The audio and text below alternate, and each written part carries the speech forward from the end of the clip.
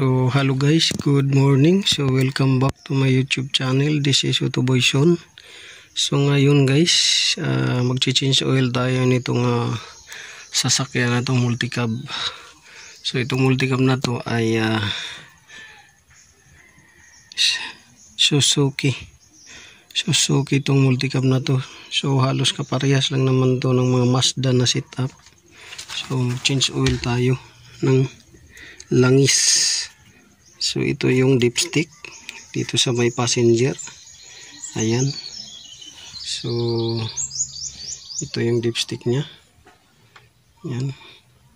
So di naman gaano kaitiman, pero dahil ano na to siya, nung pagkabili ng customer hindi pa yata na change oil to. So change oil na lang para may record siya or may reference siya. So yan yung dipstick nya dito.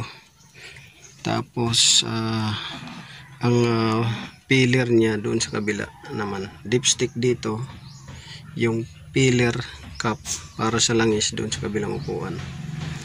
Doon ang pillar cap, pati yung oil filter sa baba.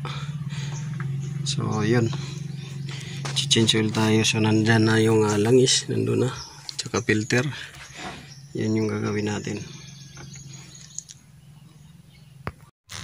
So yun, umpisa na natin pag change oil guys. So una guys, ito iaangat nyo to guys, angat nyo to, ito, para yung oil pag drain ninyo ay dire-diretso. So angat nyo na lang to, yan, ganyan, angat nyo lang dipstick. Tapos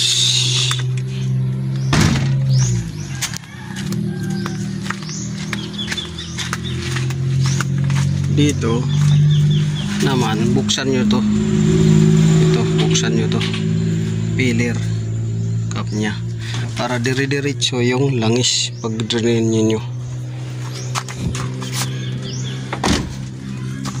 At para di kayo mahirapan, jackan nyo yan, para makasuot kayo ng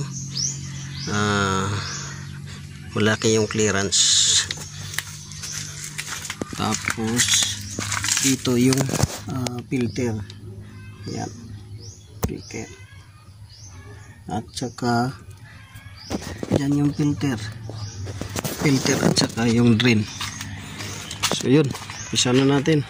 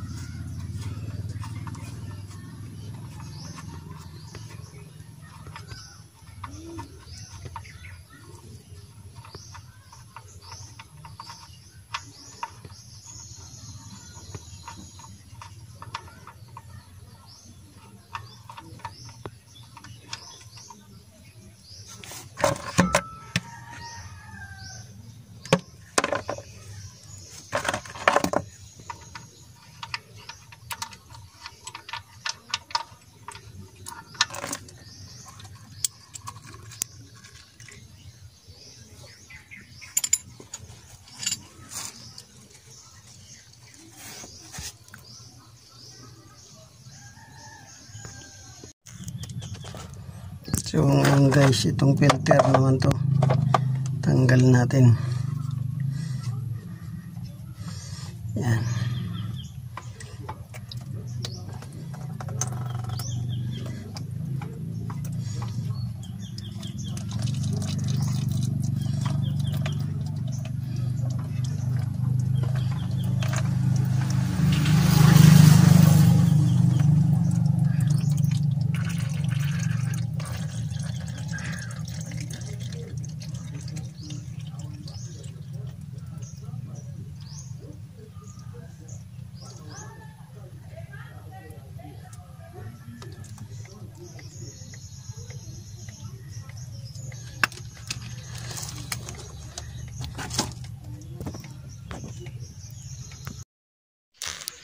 So kasunod ay tanggalin ninyo yung pillar cap.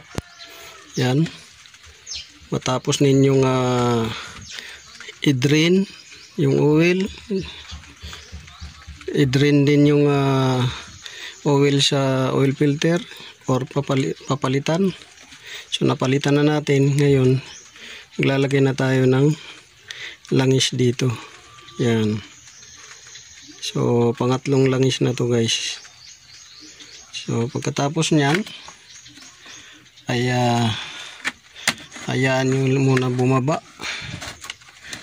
yung ano, at punta kayo naman doon sa may dipstick banda doon sa kabila. Yan, check nyo doon ang label. Tapos ninyo guys lagyan ng langis doon sa filler cap. So punta kayo dito sa dipstick, confirm ninyo kung nasa label yung langis. So yan, nasa label, nasa pangalawang dot. Yan, kikita nyo pangalawang dot. So okay yung label nya. So i-start na natin to. Kasunod nito, start, para umikot yung oil at masilip ninyo kung may tulo ba sa ilalim. Baka mamaya kulang sa higpit yung drain plug ninyo or kulang sa higpit yung oil filter ninyo.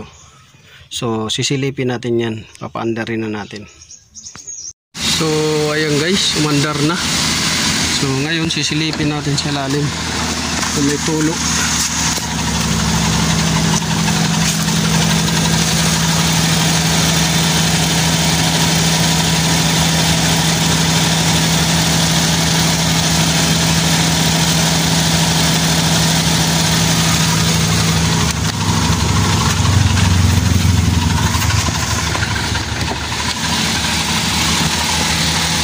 Walang tulo siya guys, okay na okay.